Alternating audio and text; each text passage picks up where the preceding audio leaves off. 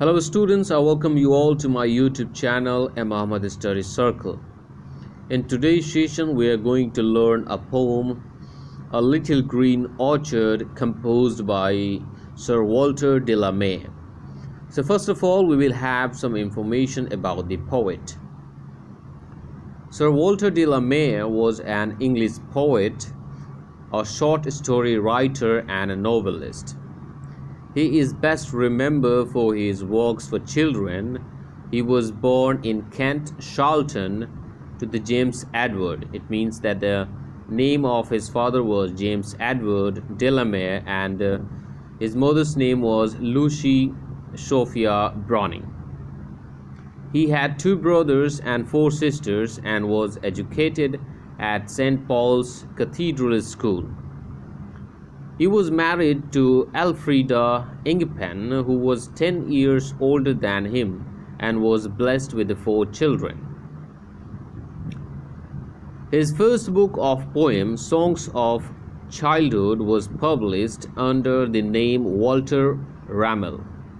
Apart from children's books, he wrote supernatural novels like Henry Brocken, Ding Dong Bells, On the Edge, Pickle Pie, etc. He was born in 1873 and died in 1956 from heart attack. So this was the brief information about the poet. Now we will discuss about the poetry.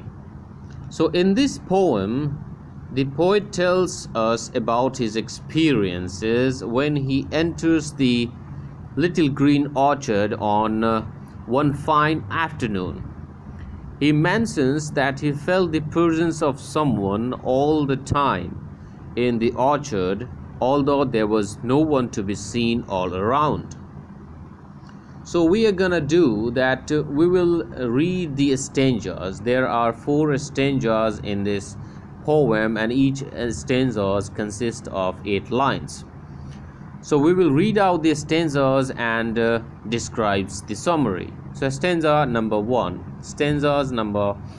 says that someone is always sitting there in the little green orchard, even when the sun is high in noon's unclouded sky, and faintly droning goes the bee from rose to rose.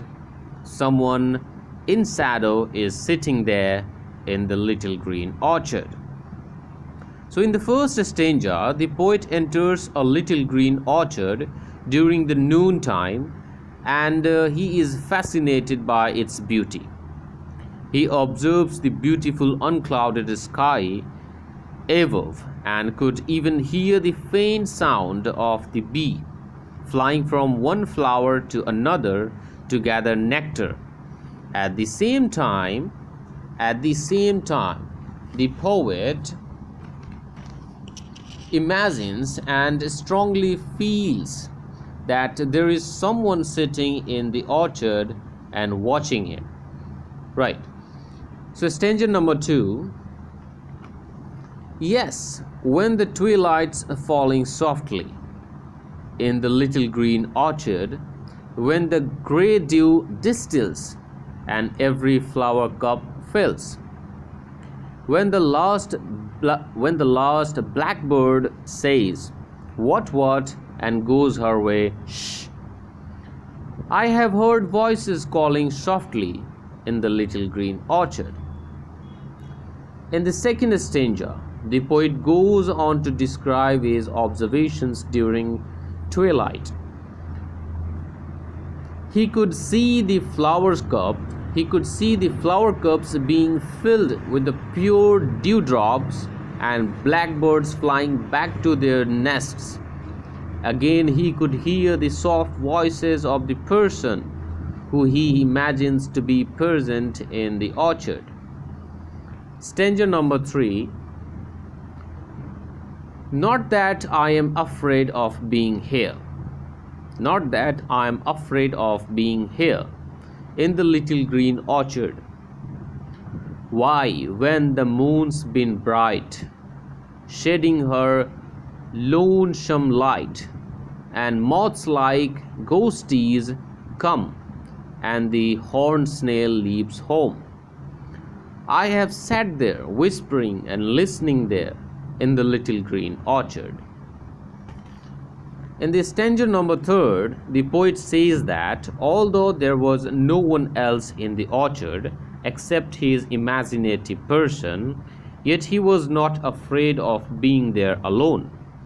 The night had gradually set in and the moon was shining bright. The moths. So what is called the moths, I would like to explain here. A moth is an insect like a butterfly which usually flies around at night. So the moths were compared to the ghosts as they are nocturnal. So what is called nocturnal? Nocturnal creatures are mainly active at night. So the moths are compared to the ghosts, right, as they are nocturnal creatures. And even the snail is active during this hour of night. It is so calm and quiet everywhere that the poet is able to listen his own whispers clearly.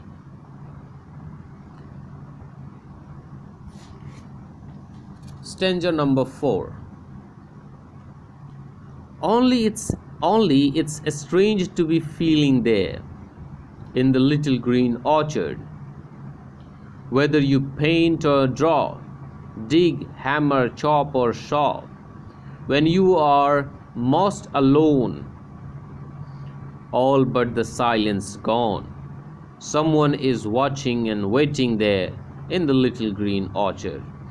In the last and final stanza, the poet says that it was a strange feeling there, and whatever activities you carry out, it means that whatever activities you do, it has to be done all by yourself. There is no sound, no noise anywhere, and so the poet says you cannot find anything else in the orchard except silence. The suspense is maintained till the end that someone was waiting and watching him, although there was no one to be seen. So this was the complete explanation of the poem The Little Green Orchard, composed by Walter De La Mare. You can give me your feedback about the explanation in the comment section below. If you find this video beneficial, if you think that the explanation was helpful to you, you can hit the like button. If you are new to this channel, you can subscribe.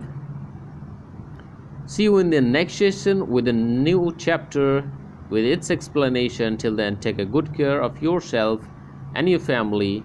Thanks for watching. Bye bye.